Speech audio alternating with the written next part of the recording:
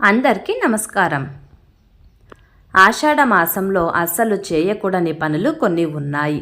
అలాగే చేయాల్సిన పనులు కూడా ఉన్నాయి. ఆషాఢ మాసంలో మాత్రం ఈ నియమాలు ఖచ్చితంగా పాటించాలి. ఈ వీడియో చివరి వరకు చూడండి, ఎందుకంటే ఒక ముఖ్యమైన పరిహారం అయితే చెప్పబడింది. ఈ వీడియోకి ఒక లైక్ చేసి మీ ఫ్రెండ్స్కి షేర్ చేయండి. అలాగే జై శ్రీరామ్ అని కామెంట్ చేయండి. శ్రీ నిదానంబాటి లక్ష్మీ అమ్మవారి జ్యోతిష్యాలయం. మీరు ఎలాంటి జీవిత సమస్యలతోనైనా బాధపడుతున్నారా? ప్రముఖ జ్యోతిష నిపుణులు గురువుగారు రామరాజు గారిని సంప్రదించండి. ప్రేమ మరియు పెళ్లి సమస్యలు, భార్యాభర్తల మనస్పర్ధలు, అత్తాకోడల గొడవలు, ఆస్తి తగాదాలు మరియు అప్పుల బాధలు పడుతున్న వారు శాశ్వత పరిష్కారం కోసం స్క్రీన్ మీద ఉన్న నంబర్కు ఫోన్ చేయండి. అలాగే స్త్రీ పురుష వశీకరణ కూడా చేయబడును. సమస్య ఏదైనా కేవలం 24 గంటల్లోనే ఖచ్చితమైన పరిష్కారం లభిస్తుంది. నమ్మకమైన జ్యోతిష్యం, గురువుగారు చెప్పిన విషయాలు చెప్పినట్టుగానే జరుగుతాయి. ఇది పూర్తిగా నమ్మదగినది. హిందూ పంచాంగం ప్రకారం ఆషాఢ మాసం జూలై 15న ప్రారంభమయ్యింది. ఈ ఆషాఢ మాసం ఆగస్టు 13 అమావాస్య వరకు ఉంటుంది. ఈ కాలంలోనే వర్ష ఋతువు కూడా ప్రారంభమవుతుంది. ఆషాఢ మాసాన్ని శూన్యమాసంగా భావిస్తారు. ఈ కాలంలో ఎలాంటి శుభకార్యాలు చేయకూడదని పండితులు చెబుతున్నారు. మరోవైపు ఆషాఢ మాసం వచ్చిందంటే చాలు, కొత్తగా పెళ్లైన జంటలకు నెల రోజుల పాటు దూరంగా ఉండాల్సిందే.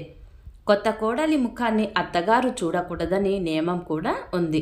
కొత్త అల్లుడు అత్తగారింటికి వెళ్ళకూడదని ఆనవాయితీ పూర్వకాలం నుంచి వస్తుంది. ఆషాఢ మాసంలో కొత్త జంటలు దూరంగా ఉండాలని నియమం వెనుక ఉన్న కారణాలు కూడా తెలుసుకుందాం. ఆషాఢ మాసంలో వివాహాది శుభకార్యాలు చేయకూడదు. కొత్తగా పెళ్లైన జంటలు ఆషాఢంలో కాపురం చేయకూడదు. కొత్త కోడలు తన పుట్టింటికి వెళ్ళాలి. కొత్త కోడల్ని ఖచ్చితంగా పుట్టింటికి పంపించాలి. ఎందుకంటే ఆషాఢ మాసం మహిళలు గర్భం ధరించడానికి సరైన మాసం కాకపోవడం వల్ల ఆషాఢ మాసంలో కొత్తగా పెళ్లైన భార్యాభర్తలు దూరంగా ఉండాలని చెబుతున్నారు.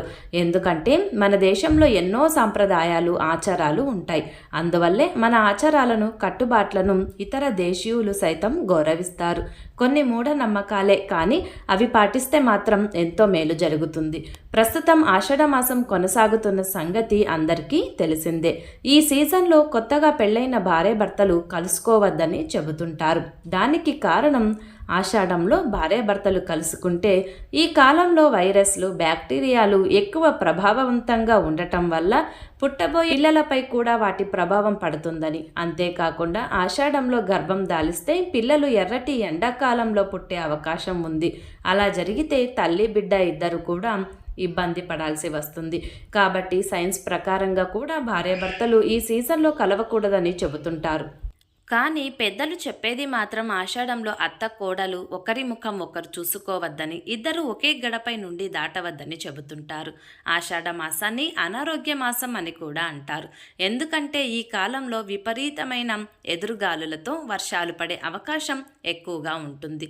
కాలువల్లోనూ నదులలోనూ ప్రవహించే నీరు కలుషితం అయిపోతుంది.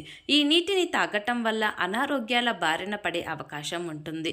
ఆషాఢంలో కొత్త నీరు తాగటం వల్ల చలి జ్వరాలు, విరోచనాలు, తలనొప్పి వంటి రోగాలు వచ్చే అవకాశం ఉంది. ఈ మాసంలో మహిళలు గర్భం ధరించడానికి మంచి సమయం కాదు.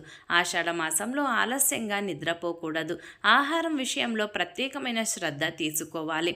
రాత్రి అన్నాన్ని తినటం మానేయాలి. ఆషాఢ మాసంలో స్త్రీలు ఒక్కసారైనా గోరింటాకు పెట్టుకోవాలి. దాని వెనుకాల కూడా సైన్స్ ఉంది.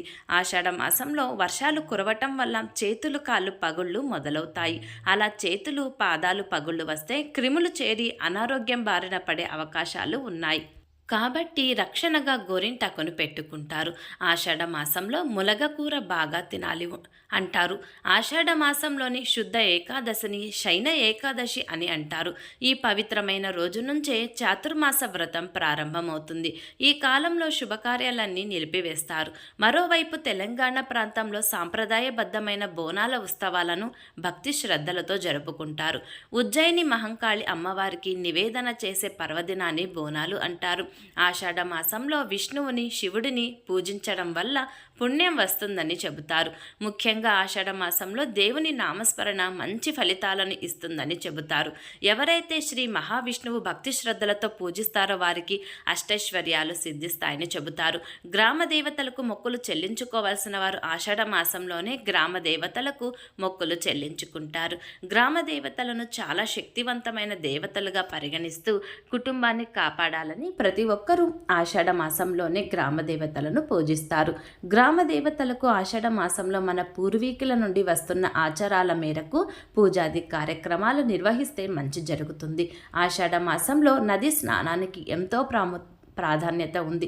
సమీపంలో ఉన్న నదిలో కానీ కాలువలో కానీ స్నానం చేసి శ్రీ మహావిష్ణువుని నిష్ఠతో పూజించి గోవులకు గడ్డి తినిపిస్తే ఎంతో పుణ్యం లభిస్తుందని పండితులు చెబుతున్నారు.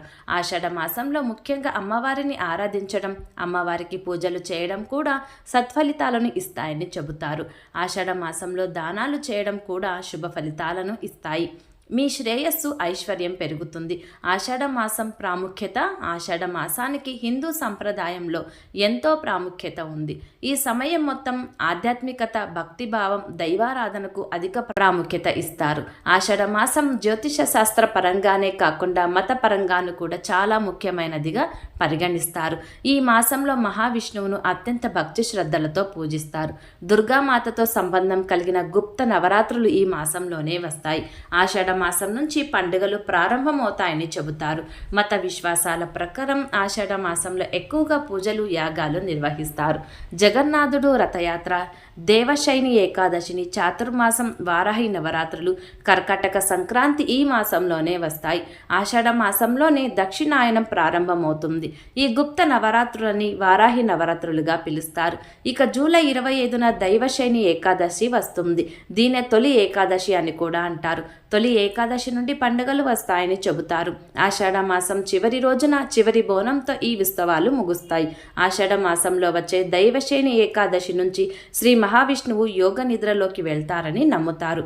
4 నెలల అనంతరం మేలుకొంటాడు. ఈ 4 నెలల కాలాన్ని చాతుర్మాసం అని అంటారు. విష్ణుమూర్తిని, శివుడిని, సూర్యుడిని, దుర్గాదేవిని ఎక్కువగా ఆరాధిస్తారు. దాన ధర్మాలు చేస్తూ యజ్ఞాలు, యాగాలు నిర్వహిస్తారు. ఈ మాసంలో గొడుగు, మట్టి కుండలు దానం చేస్తే చాలా మంచిదని భక్తుల విశ్వాసం.